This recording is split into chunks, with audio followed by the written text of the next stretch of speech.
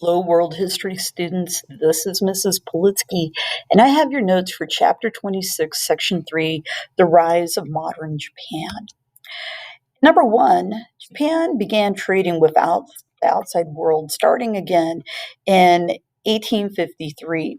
If you remember back to some previous notes that we had done, China had Japan in this case, had closed itself off to trade somewhere around the year 1636. And for the most part, they had pretty much minded their own business. But in 1853, an explorer, basically an American naval man named Commodore, or in this case, Admiral Perry, sailed into the bay at Edo. Edo today is actually Tokyo Harbor.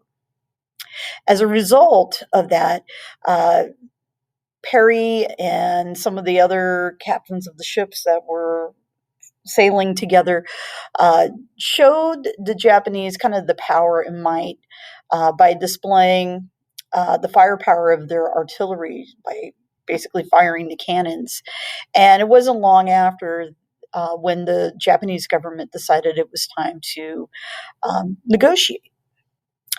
And number two, the Meiji rulers that basically were leading Japan at this time tried to make Japan a great power by bringing forms of parliamentary government to Japan, as well as strengthening their military, kind of modernizing it so that they could have gunpowder.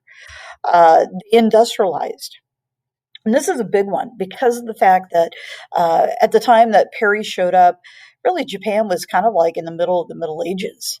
Very little, if none, of the industry that you might have seen in Europe or the United States at this time.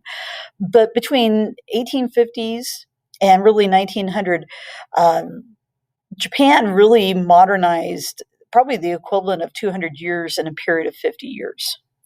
So it was certainly a big gamble for them.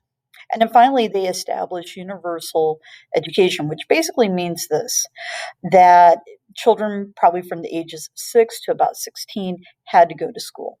Didn't matter what their gender was. Japan's victory in an event known as the Russo-Japanese War, shortly after 1900, proved that the European empires could be defeated by a smaller nation.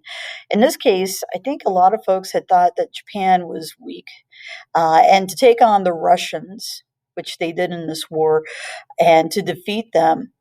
Showed the pure power of the Japanese, and in a way, it became kind of a little bit of folklore for the Japanese people. If they could beat Russia, who else could they beat? And this attitude is going to be there well into the 1930s and 40s.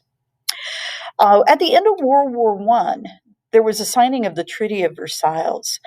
Japan had been somewhat involved in World War One, kind of on the far eastern side of things, but this treaty granted control of Shandong Peninsula in the northeastern part of China to Japan.